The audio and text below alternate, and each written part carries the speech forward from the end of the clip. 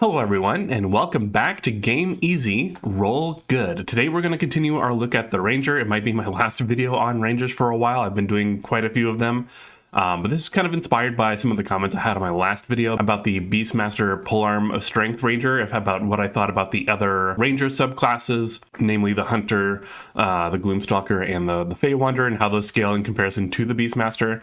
I do think maybe the Beastmaster maybe has the highest possible ceiling just because the extra reach that it gives you, and the Beast Spells feature has a lot of flexibility, especially, you know, if new spells get released for the Ranger and things like that. But what I ended up doing is I ended up looking at a ranged Gloomstalker build, or actually two ranged Gloomstalker builds, and kind of did the math for them. I ended up not really being surprised by any of the results, so I'm not really going to go through the math. I'm not going to go show any graphs or anything on this one. I will kind of summarize what happened and what I did and kind of what the results were.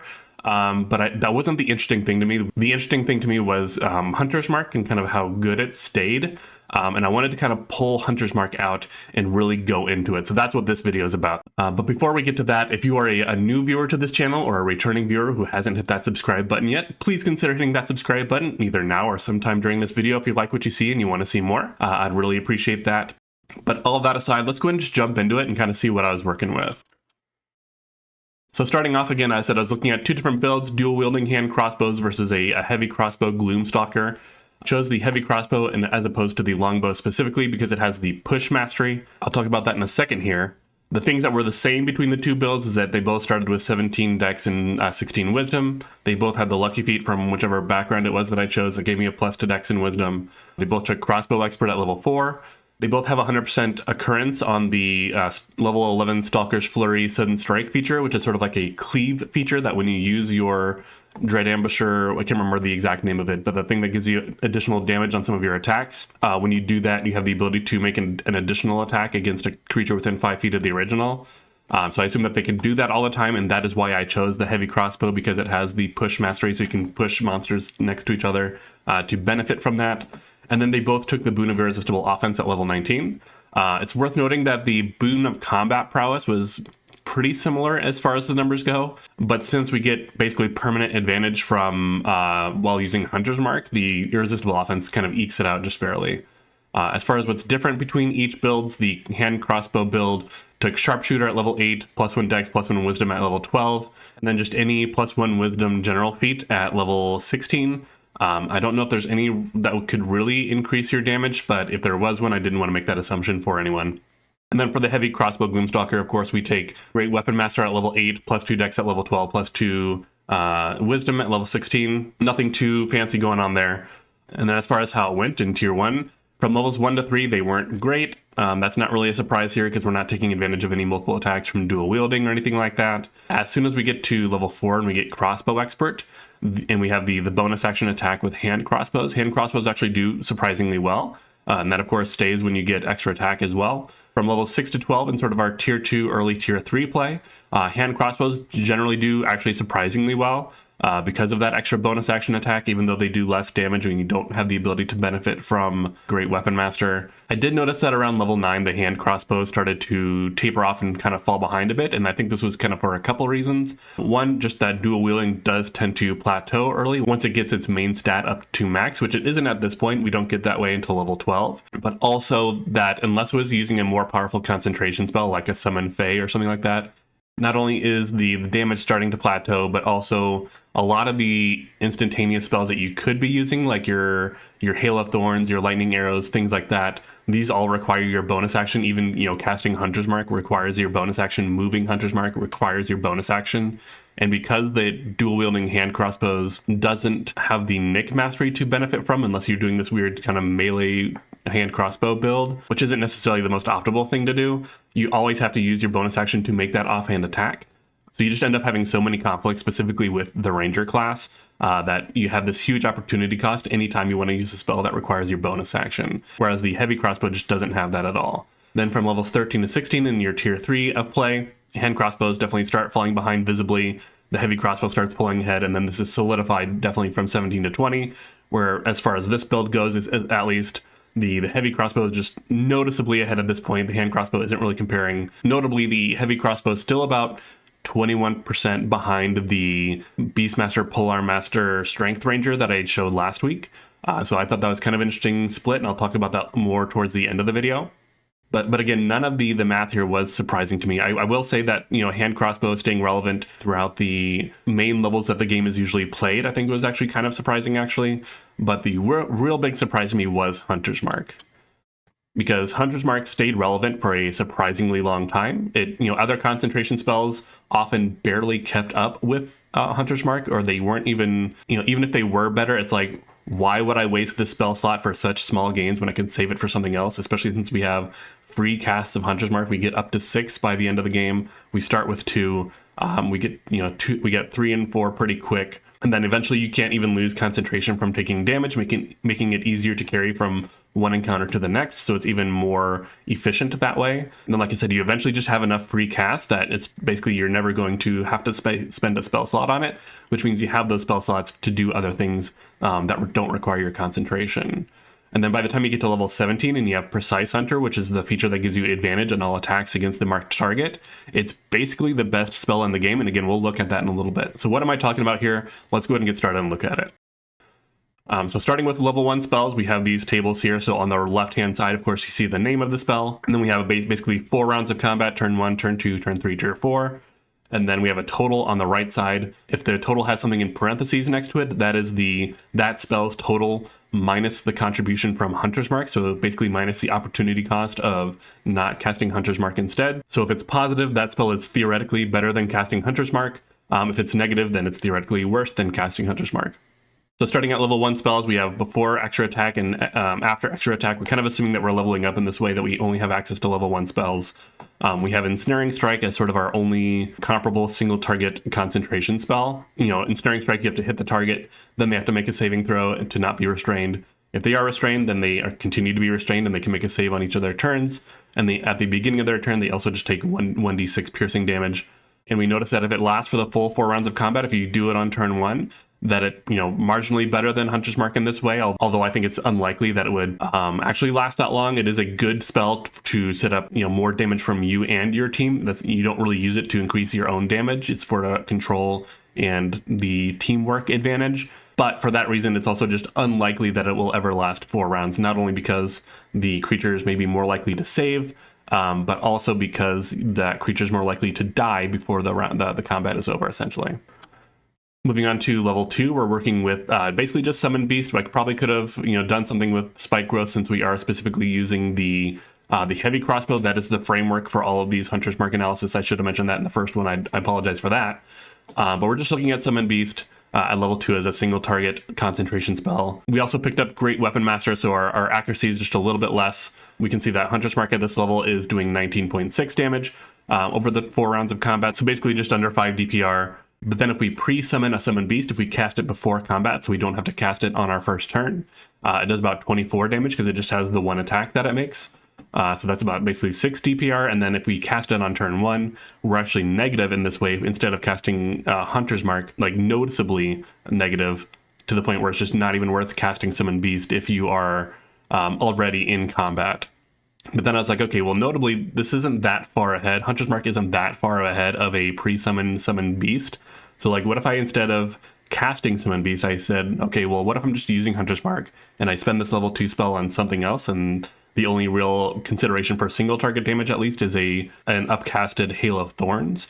This could be an AoE spell because it does have a burst around it similar to like Ice Knife. But even just assuming single target damage, if you just add that damage onto Hunter's Mark, because again, a heavy crossbow doesn't have any bonus action conflicts, the added damage from that level 2 Hail of Thorns basically just matches the pre-summoned Summon Beast, at least over this 4 rounds. So I just thought that was kind of an interesting thing. And it is worth noting that for these summon spells, there are other reasons that you cast summon spells. Not only do they increase your number of attacks and allow you to do more damage that way, but they are also sort of defensive in the sense that they add another body to the field. They can absorb hits that would otherwise go to your party. They can threaten monsters and not make them want to leave certain spaces to not risk an opportunity attack, things like that. So there are reasons that you'd want to cast a summon spell even in combat if you think it's advantageous to do so, especially if you think you're able to carry it from one encounter to the other, and especially if you think that the combat is going to last maybe longer than 4 rounds because the 4 rounds isn't really conducive to these sort of longer term spells that we have to use our action to do. But we can see at the bottom that the summon beast that we cast on turn 1 is about 2, maybe 3 turns away from being positive compared to Hunter's Mark. So those are all things to consider. But overall, Hunter's Mark is basically just better in most cases than just using summon beast in single target. As we move on to level 3, we're probably around level 12 at this time. We've maxed off our deck, so our accuracy is back to normal. Hunter's Mark doing 21 damage over the course of this 4-turn combat, 5.25 DPR. We're using Conjure Animals and a level 3 Summon Fae. A spell like Conjure Animals doesn't necessarily clear Hunter's Mark in single target. It is more of a multi-target spell, although it has a pretty tight radius. It's more similar to like a Moonbeam in that way. So if you're in a multi-target scenario, I think it's worth casting Conjure Animals, although if you're also in a multi-target scenario, maybe you're just better off concentrating on Hunter's Mark and then using something like Conjure Barrage. But when we get to Summon Fae, if we pre-cast Summon Fae, we kind of see our first spell that contends for our concentration in single target, where it does 39 damage over the course of 4 rounds. If we pre-cast it, an 18 damage difference between it and Hunter's Mark, that's about, just under 5 DPR, better than Hunter's Mark. And then if we cast Summon Fae on turn 1, it's still not quite as good as Hunter's Mark if you're able to keep your concentration that long, if the combat goes longer, if you're able to keep it going from one combat to the next. Casting Summon Fae on turn 1 could still be good, but that's a risk you're kind of taking when you do that. And also with Summon Fae, what we're doing here is that we're assuming that it uses its Fuming bonus action, where after it teleports, it can give itself advantage on its next attack. So it's doing a little more damage because of that as well. It'll do that every round. There's also one thing that we specifically could have done with the Gloomstalker, where the Summon Fae has the ability to, when it teleports, to cast Darkness in a 10-foot square next to wherever it teleported to. For a Gloomstalker specifically, because you're invisible in darkness, it does say that it's magical darkness, and this is a common misconception that dark vision can't see through magical darkness, but that's only the case if it specifically says that you can't see through it. And the reason we think that way is because the only magical darkness that existed for a long time was the darkness spell, which specifically calls out that dark vision can't see through this darkness. But if it doesn't say that, then you can see through it with dark vision.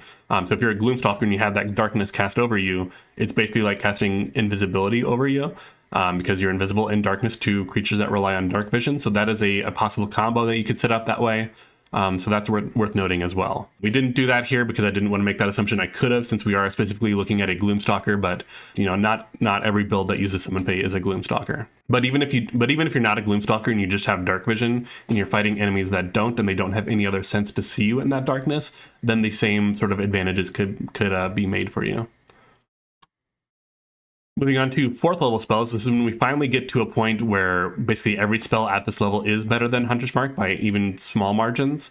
We're looking at Conjure Woodland Beings, a level 4 Summon Fae, as well as the Guardian of Nature. Notably, Guardian of Nature is not a spell that was published in the 2024 Player's Handbook. So if you are in a situation where you're only playing with things that were published in the 2024 Player's Handbook and forward, you wouldn't have access to the spell. I don't think it's necessarily the best for dex-based rangers, although it's maybe decent for strength-based rangers. I did include that in a lot of my math in my previous videos. But we can see here that Hunter's Mark is doing 21 damage over the course of the combat. We have 2 breakouts for Conjure Woodland Beings, one that triggers once per round, one that triggers twice per round. Again, we're just assuming that we're using it quote-unquote fairly. We're not cheesing it in any way. If we're using it once per round, it's about 6 damage ahead of Hunter's Mark, about 1.5 DPR better. If we do it twice per round, then it's almost 9 DPR better than Hunter's Mark. But then once we get to Summon Fae, if you pre-cast Summon Fae at 4th level, and again, this is when Summon Fae will get its extra attack. The pre-cast Summon Fae is basically doing 50 more damage than Hunter's Mark throughout the course of the combat, just this 4 rounds. And then if you cast it on turn 1, it's still doing 30 more damage than a Hunter's Mark. So that's a very significant increase. And at this point, that's kind of what you should be doing, assuming that you think that you can protect your concentration. And then as we get to Guardian of Nature for Dex specifically, you do get advantage on all of your Dex or Wisdom-based attacks, but you don't get the extra bonus damage that you do get from the Strength version of the spell. So it's marginally ahead of Hunter's Mark in this way, but it doesn't really provide you other really significant benefits. I think this is definitely a situation where you have to think, can I protect my concentration long enough to make this worth it? Is it worth casting this 4th level spell when I could just cast a Hunter's Mark that is, not that much worse, and I don't have to worry about losing concentration on it? This is kind of when you have to think about what the cost benefit is of casting one of these spells over the other, much like we did with Summon Beast at level 2. But Summon Fae for sure is definitely worth casting, even if you can keep it up for only a couple rounds. Moving on to level 5, now we're going to look at level 5 in a few different ways. So we're basically starting at level 17 here, as where we're kind of imagining we are when we get our Precise Hunter feature.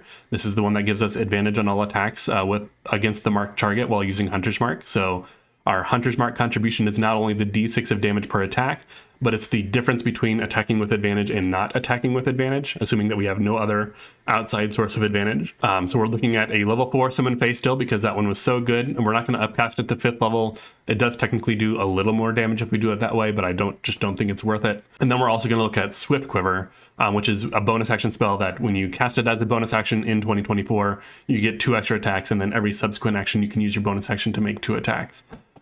But we can see that Hunter's Mark, once we have advantage on all attack, it provides a total of 58.2 damage over this 4 rounds between, again, the d6 damage as well as the attacking with advantage versus not attacking with advantage. A pre-cast Summon Fae is still doing pretty respectable damage. It might still be worth casting at this level over a Hunter's Mark, possibly. Especially, again, like if you can keep it going longer. A Summon Fae cast on turn 1 is maybe possibly not the best spell to cast now that Hunter's Mark is doing slightly more damage than it. And again, you can lose your concentration on the spell, whereas you can't do that with Hunter's Mark right now, at least via damage.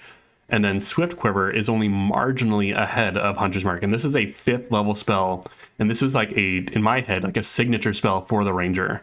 I don't know that anyone ever, I imagine, people probably played high level Rangers in, pre-2024 and probably used Swift Quiver. I think most often I saw it in builds for Bards, since they can pick it up with their magical secrets, or at least they could in pre-2024. You can't do that anymore in 2024 rules with the new magical secrets. So basically now Swift Quiver is only a Ranger spell. You can only get it by being a Ranger at level 17. But we can see that it's a 5th level spell that requires our concentration, and it's barely better than Hunter's Mark. Of course, if it lasts longer, if it goes through more combats, that gap will widen, but it's less than 1 DPR better than Hunter's Mark, and it doesn't feel good to cast this whole 5th level spell, and it's not even that much better. So that's what was really surprising to me. That's what kind of motivated me to make a video about this. Let's go ahead and move on to level 19 when we get our Boon of Irresistible Offense and our damage increases a little more. So we've removed the Summon Fae that's cast on turn 1 because we're doing more damage than it now, theoretically.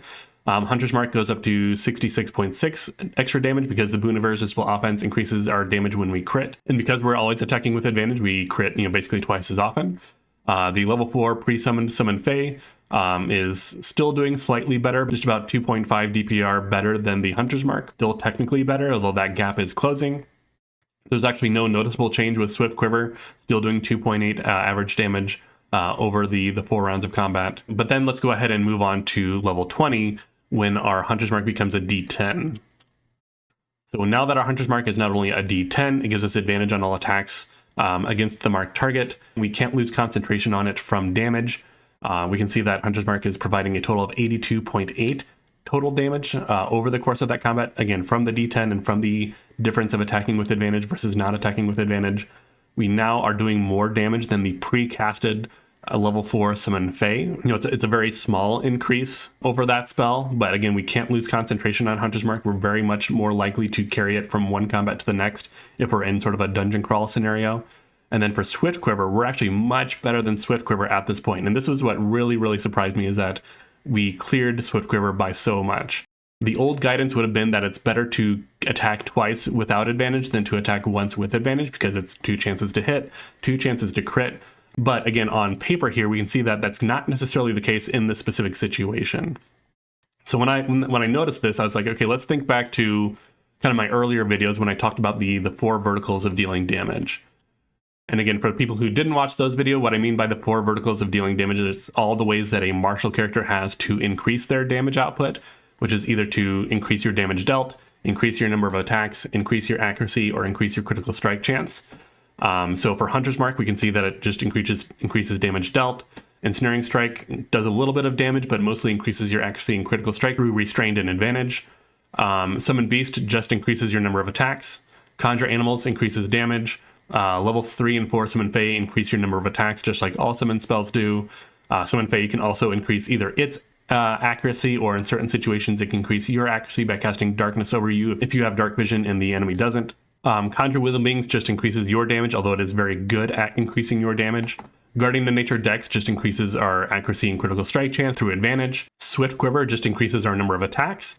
But then we can see as we get to the level 17 and 20 versions of Hunter's Mark that it's now applying to sort of 3 of these pillars. And so it's not totally surprising that it's so close to the contribution of Swift Quiver, because increasing the number of attacks is sort of your biggest multiplier as a martial character. That's kind of what you would hope to be able to do, is make more attacks. That's the biggest way to usually increase your damage. But you know, in spite of that, as long as we're increasing our damage, increasing our accuracy, and increasing our critical strike chance all in one spell, and that spell can't be interrupted by damage, and that way it's not totally surprising that Hunter's Mark ends up clearing Swift Quiver by the end of the game for all those reasons. Not only is it more efficient being a free spell in most situations, we can't interrupt our concentration, advantage on all attacks against the marked target, and then it just adds that d6 to d10 damage depending on what level we are. I think another reason is that the Great Weapon Master feat only applies to attacks during our attack action, so these Swift Quiver attacks aren't getting that benefit, so they're doing noticeably less damage at this point, and I think that's another reason it tends to fall behind. I think there is a situation where Swift Quiver would still be good, and that's specifically against a single target with low armor class, but just is a sack of hit points. In a situation such as this, accuracy is basically a non-issue. We're basically assuming that we're going to hit most of the time whether or not we have advantage. And I think in that case, I didn't really actually do the numbers on it, but I believe in that case, the number of attacks would allow Swift Quiver to pull ahead pretty easily. But that is just one situation out of many. Even if you're in a situation where you have multiple little targets that have low AC, and then you can kind of pluck them off with all of your attacks, maybe you're just better casting a single Conjure Volley against all of them, and probably maybe wiping a lot of them out, or at least softening them up quite a bit, such that your follow-up attacks would just kind of pick them off one by one. So I want to move on to my final thoughts here. I do have some just general thoughts about ranged weapons. In a couple of my early videos where I analyzed just weapons and how they compare to each other, I did melee weapons on one video and ranged weapons in another video. And then in that ranged weapons video, I compared ranged to melee weapons. And again, all I did was include the weapons. I include a fighting style that supports that weapon, as well as feats that would make sense for those weapons. The best ranged weapon ended up being about 20 to 30% behind the best melee weapon, depending on whether or not they were attacking with advantage or not. So there's a lot of comments in that video about ranged weapons where people were saying, yeah, I think it makes sense to me that ranged weapons should be doing about 20 to 30% less damage because they're safer when they're attacking. They're not, they can hide behind things during their rounds of combat so they don't take extra damage. So they should be doing less damage. So if that's the case, then rangers are doing fine, or at least this ranger is doing fine because it is within that 20 to 30% margin, essentially.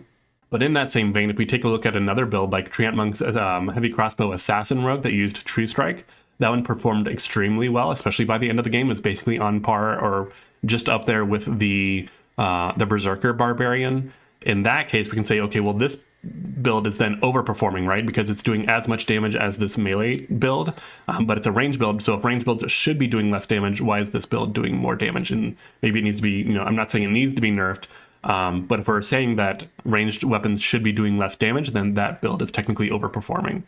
I also just don't like that the majority of martial builds are still filtered through this Great Weapon Master feat. We don't even have the illusion of choice in 2024 between choosing Great Weapon Master or Sharpshooter, because Sharpshooter got gutted. There are builds that I've seen people putting together that do comparable damage to Great Weapon Master, but they have to do so much extra work just to try and meet that damage. It doesn't really feel like it should have been that way. I'm kind of really, this is one thing in the Player's Handbook that I'm really disappointed with, that they didn't really dial into the different weapon playstyles enough to make them all good in their own way, in a way that is comparable as far as their damage performance. But it is what it is, but we can kind of work on that on our tables however we want to. I also think that the inability to dual wield hand crossbows before level 4, before you get crossbow expert specifically, because of the loading property, just feels really clunky. This is technically always the case pre-2024, but in that situation we had the ability to start as either a variant human or custom lineage, and then pick up crossbow expert at level 1. But we don't have that same option now post-2024, so we can't start with crossbow expert unless your DM is allowing the table to pick up a general feat at level 1. So those levels 1 to 3, if you're starting at level 1 and you're trying to dual wield hand crossbows, within 2024 rules, it's going to feel really weird during that time until you get to Crossbow Expert. As far as how I feel about Ranger spells, specifically Hunter's Mark, I do think it feels a little weird that Hunter's Mark is crowding out so many of the other single target concentration spells for Rangers.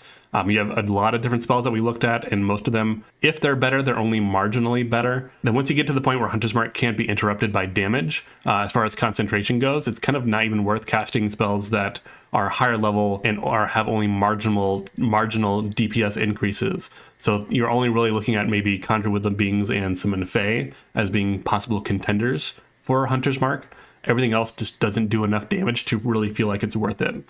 So in that sense, I do think that the Ranger spell list either needs to be expanded or even revised, especially for spells that are Ranger specific, things like Swift Quiver, because it's only accessible to Rangers now. I think you can kind of buff these Ranger specific spells to be more competitive with Hunter's Mark. I also still don't think that removing concentration from Hunter's Mark is the solution to Rangers, especially considering how good we're showing Hunter's Mark is. If it doesn't require concentration, then you're basically just making it even better than the numbers I'm showing here are. I do think a fair compromise would be to allow the Ranger to concentrate on 2 spells at the same time, provided that one of them is Hunter's Mark. I think that is kind of a fair compromise, because if you lose concentration on one, you're more likely to lose concentration on the other. You do get to the point where Hunter's Mark, you specifically need to be incapacitated to lose concentration on it, but you do have that sort of cost still associated with Hunter's Mark that you can lose concentration on it, but you can still do other things while you're doing that. And then finally, I wouldn't really be surprised if we saw a second revised Ranger in post-2024, because I think the Ranger class still needs a lot of help in terms of the way that it functions, the way that it's themed. Even if it is maybe doing damage that we think is fine, it just still feels weird. I think it still has a lot of gaps. Although I don't think we'll see an actual revised Ranger. What I think is more likely is that we will see like another supplement like Tasha's Cauldron of Everything come out that allows a bunch of optional features that are basically patches to certain classes to fill in certain gaps that the designers that they either discovered through watching content like this, or maybe changes that they wanted to put in the player's handbook that they didn't have time to do so. So that's all I really have to say about this one. Let me know down in the comments what you think about all this. Specifically, how do you feel about Hunter's Mark as far as the numbers that I showed compared here? What do you think about the gaps between melee and ranged characters? Because like I said, the Gloomstalker build that I looked at was within that sort of margin that I pointed out between melee and ranged weapons, and a lot of people said that was fine. So in that way, Ranger performance is fine. And also in that vein, do you think that builds like that heavy crossbow assassin rogue, or do you think that they're overperforming if you're one of those people who thinks that ranged weapons should be doing less damage? Or because it's a rogue, do you think that it's fine that they do more damage because rogues typically aren't a damage-based class as much as other martials? Yeah, let me know down in the comments what you think about all that, because I'm really interested to know. And again, if you are a new viewer to this video and you liked what you saw, or if you're a returning viewer and you want to see more of this and you haven't hit that subscribe button yet, please consider hitting that subscribe button now. Again, it helps me out quite a bit. I appreciate everyone who takes the time to do that. Again, I have videos coming out basically twice a week, every Wednesday and Sunday. So you have another video to look forward to coming this Wednesday. I appreciate all your guys' time, and I'll see you in the next one.